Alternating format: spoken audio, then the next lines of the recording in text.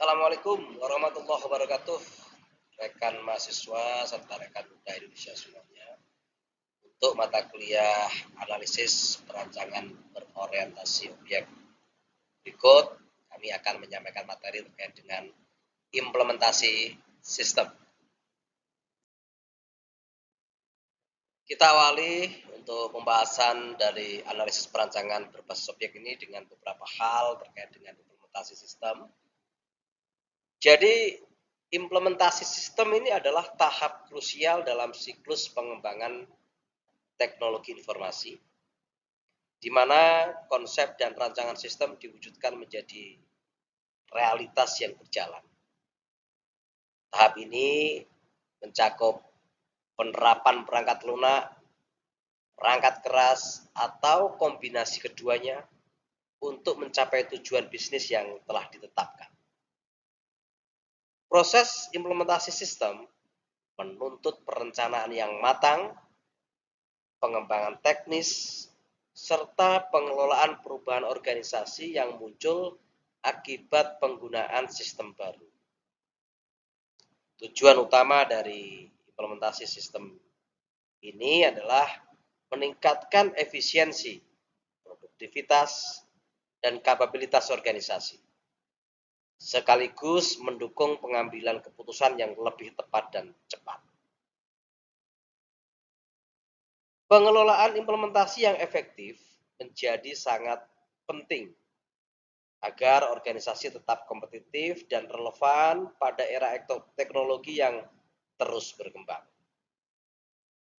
Implementasi sistem berperan tidak hanya dalam mendukung strategi bisnis, tetapi juga meningkatkan pengalaman pengguna serta memberikan solusi terhadap berbagai tantangan operasional. Selain itu, pemantauan dan evaluasi yang berkelanjutan harus dilakukan untuk memastikan sistem berfungsi sesuai rencana dan mampu menyesuaikan diri dengan perubahan lingkungan bisnis. Keberhasilan implementasi sangat bergantung pada kolaborasi yang kuat antara tim yang terlibat serta komunikasi yang efektif di seluruh organisasi. Implementasi sistem menjadi tahap yang menentukan kesuksesan adopsi teknologi baru, memastikan sistem memberikan manfaat optimal, dan mendukung pencapaian tujuan strategis organisasi. Persiapan implementasi merupakan tahap awal yang sangat penting dalam pengenalan sistem baru di suatu organisasi. Tahap ini tidak hanya mencakup aspek teknis, tetapi juga manajemen perubahan, pelatihan pengguna, pemantauan kinerja, dan evaluasi pasca implementasi. Dengan persiapan yang matang, organisasi dapat menghadapi tantangan yang muncul, meminimalkan risiko, dan memaksimalkan manfaat dari sistem baru. Beberapa tahapan kunci dalam persiapan implementasi ini diantaranya yang pertama adalah identifikasi kebutuhan bisnis. Organisasi harus memahami secara jelas tujuan bisnis, masalah yang ingin diselesaikan, dan peluang yang ingin dimanfaatkan melalui sistem yang baru. Yang kedua adalah pemilihan sistem yang sesuai. Langkah pertama adalah memastikan bahwa semua perangkat keras atau hardware dan perangkat lunak atau software yang dibutuhkan telah tersedia dan sesuai dengan spesifikasi sistem. Hal ini mencakup server, komputer klien, jaringan, serta software pendukung seperti sistem operasinya, database-nya, dan aplikasi pihak ketiga yang diperlukan. Sedangkan tahap yang ketiga adalah perencanaan proyek implementasi. Tentukan anggaran, jadwal, sumber daya, serta peran tim proyek pengembangan. Proyek ini harus memiliki tujuan dan langkah-langkah yang jelas untuk memastikan kelancaran implementasi. Selanjutnya yang keempat adalah manajemen perubahan. Komunikasi efektif, pelatihan dan dukungan bagi seluruh anggota organisasi sangat penting untuk menghadapi resistensi terhadap perubahan-perubahan itu sendiri. Sedangkan yang kelima adalah pengaturan kebijakan dan proses. Pastikan kebijakan dan proses dari sebuah prosedur organisasi ini dapat diintegrasikan dengan sistem yang baru. Lakukan pembaruan jika diperlukan agar selaras dengan tujuan implementasi itu sendiri. Yang keenam adalah infrastruktur dan integrasi. Siapkan semuanya, infrastruktur teknis seperti jaringan, perangkat keras, dan perangkat lunak pendukung. Rencanakan pula integrasi dengan sistem yang sudah ada. Tahap berikutnya adalah pengadaan sumber daya ya. Pastikan personel, dana, alat yang memadai untuk mendukung kelancaran implementasi. Dan tak kalah penting adalah pengujian dan validasi. Lakukan uji coba menyeluruh sebelum sistem digunakan oleh pengguna akhir untuk memastikan kinerja sesuai dengan spesifikasi. Setelah itu semuanya, lakukan pelatihan-pelatihan untuk user atau pengguna agar pengguna dapat memanfaatkan sistem secara efektif dan efisien. Dan yang terakhir dalam tahapan kunci ini adalah perencanaan kontingensi. Siapkan rencana cadangan untuk mengantisipasi masalah atau kegagalan yang mungkin terjadi selama implementasi. Dengan pendekatan yang komprehensif, tahap persiapan implementasi akan meminimalkan hambatan, mendukung kelancaran proyek, dan memastikan sistem baru mampu meningkatkan efisiensi, produktivitas, dan pencapaian tujuan organisasi. Desain sistem merupakan tahap penting dalam pengembangan teknologi informasi yang bertujuan untuk menerjemahkan kebutuhan bisnis menjadi solusi teknologi yang efektif dan efisien.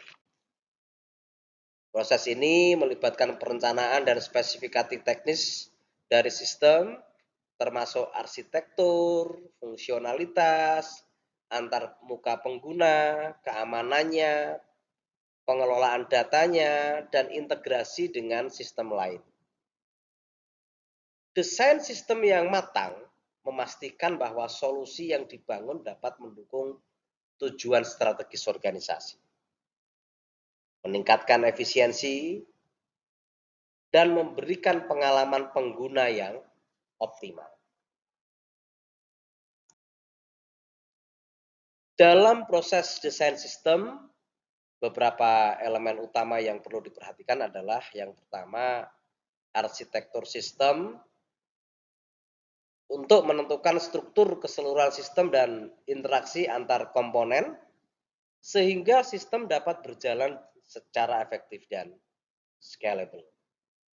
Yang kedua adalah spesifikasi fungsional. Di sini menjelaskan fitur dan fungsi utama dari sistem, termasuk bagaimana sistem akan memenuhi kebutuhan bisnis dan memodelkan proses kerja. Yang ketiga, elemen proses desain sistem adalah spesifikasi teknis. Meliputi perangkat kerasnya, perangkat lunaknya, bahasa pemrograman, basis data, dan infrastruktur jaringan yang dibutuhkan. Yang keempat adalah antarmuka pengguna. Itu dengan mendesain UI UX yang intuitif, memudahkan navigasi dan meningkatkan pengalaman bagi pengguna itu sendiri. 5, dari proses desain sistem ini adalah integrasi sistem itu sendiri. Mengatur bagaimana sistem baru akan terhubung dan berinteraksi dengan sistem yang ada. Selanjutnya adalah keamanan sistem dengan memastikan adanya kontrol akses, enkripsi, dan proteksi terhadap ancaman-ancaman cyber.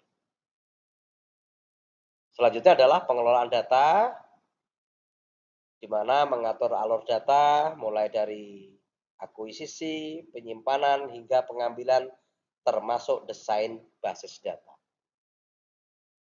Yang kedelapan adalah skalabilitas dan kinerja. Di sini bagaimana kita merancang sistem agar dapat diperluas dan tetap optimal seiring pertumbuhan organisasi. Dan yang terakhir adalah uji desain, yaitu dengan memastikan bahwa desain memenuhi spesifikasi dan mampu mendukung tujuan bisnis yang telah ditetapkan. Tahap pengembangan sistem merupakan fase krusial dalam siklus hidup pengembangan perangkat lunak atau sistem informasi. Pada tahap ini, rancangan dan konsep yang telah disusun pada tahap desain diterjemahkan menjadi produk nyata yang siap digunakan. Proses pengembangan tidak hanya mencakup penulisan kode, tetapi juga pengelolaan proyek, pengujian, integrasi, serta pemeliharaan kualitas sistem. Beberapa langkah-langkah diantaranya yang pertama adalah coding berdasarkan desain. Proses pengembangan dimulai dengan penulisan kode atau pemrograman yang sesuai dengan desain sistem yang telah dibuat. Setiap modul, fungsi, dan komponen dikodekan berdasarkan spesifikasi teknis, termasuk logika bisnis, struktur data, dan algoritma yang telah dirancang. Penulisan kode harus mengikuti standar kualitas dan konvensi pemrograman agar hasilnya mudah dipahami. Selanjutnya, agar hasilnya mudah dipahami tadi, juga dapat dirawat, dikembangkan di masa depan. Selain itu, modularitas kode perlu dijaga agar sistem lebih fleksibel terhadap perubahan atau penambahan fitur. Yang kedua adalah penggunaan metodologi pengembangan. Metodologi pengembangan ini berperan dalam menentukan proses, alur kerja, dan kolaborasi tim. Ini beberapa ada metodologi pengembangan, diantaranya adalah waterfall. Ya, ini metode linear yang dimulai dari analisis kebutuhan, desain, implementasi, hingga pengujian. Metode waterfall ini cocok untuk proyek yang kebutuhannya stabil dan jelas. Ada juga metode agile. Metode ini iteratif ya, dan inkremental, yang memungkinkan tim menyesuaikan pengembangan dengan perubahan kebutuhan-kebutuhan secara cepat. Ada juga metode pengembangan Scrum. Nah, kerangka kerja agile ini yang menggunakan sprint, backlog, dan pertemuan rutin untuk mempercepat pengembangan serta menjaga kolaborasi tim. Nah, metode ini membantu memastikan pengembangan sistem berjalan sesuai dengan rencana, mampu meminimalkan risiko keterlambatan, dan meningkatkan fleksibilitas terhadap perubahan. Selanjutnya, version control dan CI dan CD. Nah, pengelolaan versi kode ini sangat penting dalam pengembangan sistem modern. Alat seperti Git ini digunakan untuk mencatat setiap perubahan kode, memfasilitasi kolaborasi antar tim, dan memungkinkan rollback jika terjadi kesalahan. Selain itu, penerapan CI dan CD. CI itu adalah continuous integration dan CD ini adalah continuous deployment, menjadi praktik standar dalam pengembangan modern. Nah, CI dan CD ini memungkinkan build otomatis dari kode yang diperbarui begitu, pengujian otomatis untuk mendeteksi bug lebih awal, deployment cepat ke lingkungan staging atau produksi, sehingga pendekatan ini meningkatkan kecepatan pengembangan, konsistensi sistem, dan mengurangi risiko human error. Yang keempat adalah pengujian sistem atau testing. Pengujian ini merupakan bagian integral untuk memastikan kualitas sistem melalui tahapan-tahapan uji testing, integration, sistem testing, performance, dan security testing. Ini harus dilakukan pengujian ini karena melalui uji testing diharapkan nantinya adalah menguji setiap modul atau fungsi secara terpisah untuk memverifikasi bahwa sistem itu bekerja sesuai dengan spesifikasinya. Selanjutnya pada integrasi testing, bagaimana menguji kombinasi modul untuk memastikan interaksi antar modul berjalan dengan baik. Sistem testing menguji seluruh sistem secara menyeluruh untuk memverifikasi kinerja, fungsionalitas, dan kepatuhan terhadap kebutuhan dari pengguna itu sendiri. Dan performance dan security testing ini mengukur kecepatan, efisiensi, dan keamanan sistem termasuk proteksi terhadap ancaman-ancaman pada cyber. Selanjutnya yang kelima adalah dokumentasi dan standarisasi. Selama pengembangan, dokumentasi teknis harus selalu diperbarui. Dokumentasi ini mencakup struktur kode, konfigurasi sistem, panduan penggunaan, serta catatan pengujian. Dokumentasi yang baik memudahkan tim pengembang untuk memelihara sistem dan mempersiapkan pengembangan di masa yang akan datang. Selanjutnya, kolaborasi dan komunikasi tim. Keberhasilan pengembangan sistem sangat bergantung pada komunikasi yang baik antar tim pengembang, manajemen proyek, dan pemangku kepentingan. Umpan balik dari pengguna akhir atau stakeholder harus terus dimasukkan ke dalam proses pengembangan agar sistem tetap relevan dan memenuhi kebutuhan yang nyata. Yang terakhir atau yang ketujuh dari proses pengembangan ini adalah iterasi dan optimalisasi. Tahap pengembangan ini tidak selalu linier begitu ya. Seringkali melalui beberapa iterasi di mana adanya perbaikan, optimalisasi, dan penyesuaian dilakukan berdasarkan hasil pengujian dan masukan stakeholder. Iterasi ini memungkinkan peningkatan kualitas, performa, dan kesesuaian sistem dengan kebutuhan bisnis yang berkembang. Melalui beberapa tahapan, stabil dan handal, maka sistem ini akan menghasilkan stabilitas, kehandalan, mudah dipelihara, sesuai dengan kebutuhan pengguna dan tujuan bisnis, serta siap untuk fase implementasi dan pengoperasian secara penuh atau menyeluruh. Tahap pengawasan dan evaluasi merupakan fase penting setelah sistem dikembangkan dan diimplementasikan.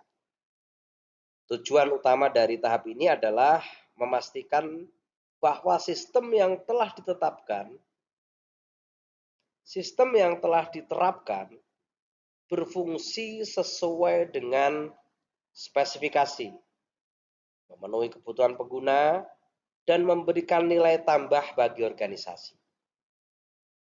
Selain itu, pengawasan dan evaluasi membantu mengidentifikasi masalah atau potensi perbaikan yang dapat meningkatkan kinerja dan efektivitas sistem itu sendiri. Dalam pengawasan dan evaluasi ini diantaranya yang pertama adalah user acceptance test, yaitu pengujian yang dilakukan oleh pengguna akhir untuk memastikan sistem yang diimplementasikan sesuai dengan kebutuhan dan harapan dari pengguna itu sendiri. Pengujian ini mencakup verifikasi bahwa semua fitur yang digunakan berfungsi atau bekerja sesuai dengan spesifikasinya.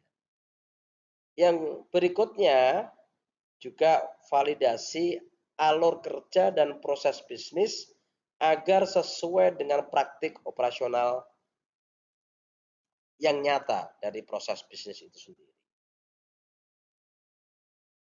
Selanjutnya juga melakukan identifikasi bug, ketidaksesuaian atau kekurangan yang mungkin terlewat selama pengujian sebelumnya.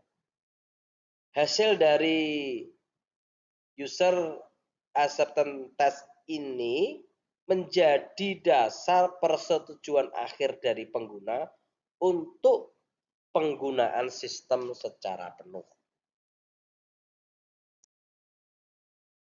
Dalam pengawasan dan evaluasi yang kedua adalah melakukan monitoring performa sistem. Monitoring performa ini dilakukan untuk mengevaluasi bagaimana sistem beroperasi dalam kondisi yang nyata. Beberapa aktivitas diantara adalah pemantauan penggunaan sumber dayanya ya, yaitu Central Processing Unit-nya atau CPU-nya, memorinya, jaringannya, dan juga melakukan aktivitas pengukuran waktu respon dan throughput sistem. Juga melakukan deteksi bottleneck atau masalah-masalah kinerja yang dapat memengaruhi pengalaman dari user atau pengguna itu sendiri. Juga melakukan aktivitas monitoring performa yang terus-menerus atau continue sehingga memungkinkan tim IT atau teknologi informasi ini melakukan penyesuaian yang cepat untuk menjaga sistem tetap stabil dan optimal. Selanjutnya yang ketiga adalah feedback pengguna dan perbaikan iteratif.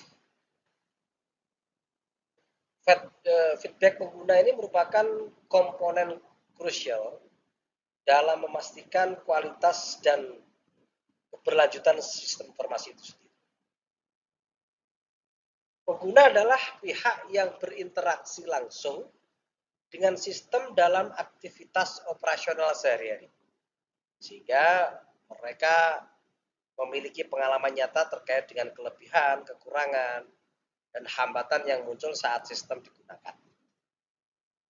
Feedback dapat dikumpulkan melalui berbagai metode seperti survei kepuasan pengguna, wawancara langsung, diskusi kelompok, maupun laporan masalah-masalah dari pemanfaatan sistem informasi tersebut, atau informasi yang diperoleh dari pengguna kemudian dianalisis oleh tim pengembang. Ini digunakan untuk mengidentifikasi area yang membutuhkan perbaikan. Masukan pengguna membantu menemukan fitur-fitur yang tidak berjalan optimal, antar muka yang kurang intuitif, atau proses yang tidak sesuai dengan kebutuhan kerja nyata. Informasi ini juga digunakan untuk mengembangkan sistem secara iteratif dan berkelanjutan. Perbaikan sistem dilakukan melalui siklus iterasi, yaitu pengembangan, pengujian, implementasi, dan evaluasi yang dilakukan secara berulang. Pendekatan ini memungkinkan sistem terus ditingkatkan tanpa harus menunggu perubahan besar.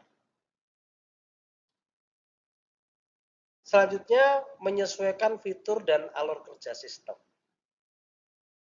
Sistem dapat disesuaikan agar lebih selaras dengan proses bisnis organisasi, sehingga meningkatkan efisiensi, produktivitas, dan kepuasan. Pendekatan iteratif memastikan sistem tidak hanya memenuhi spesifikasi awal, tetapi juga adaptif terhadap perubahan kebutuhan organisasi dan perkembangan teknologi. Selanjutnya yang terakhir dari pengawasan dan evaluasi ini adalah melakukan dokumentasi hasil implementasi. Dokumentasi hasil implementasi ini merupakan bagian penting dari tahap pengawasan dan evaluasi sistem. Dokumentasi berfungsi sebagai bukti resmi bahwa sistem telah dikembangkan, diuji, dan diimplementasikan sesuai dengan perencanaan.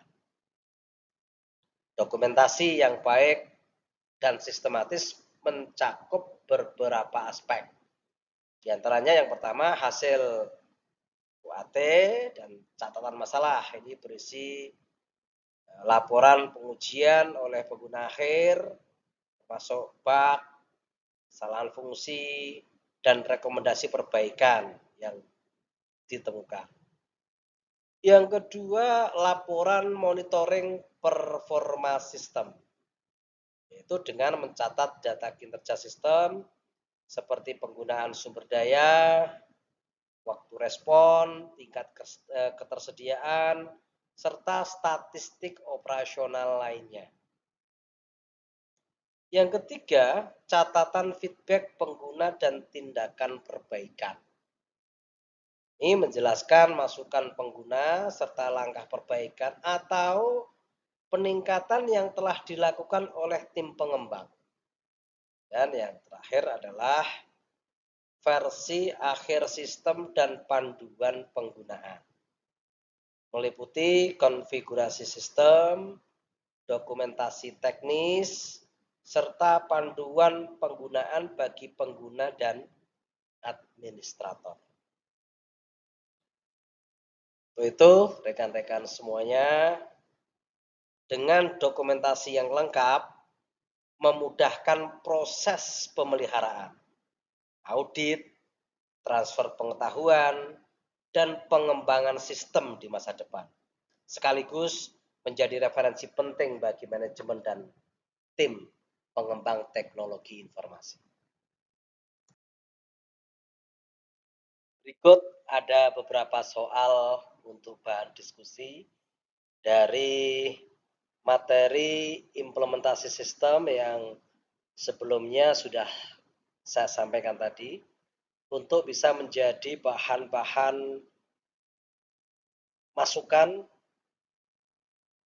bahan-bahan koreksi, bahan diskusi, sehingga harapannya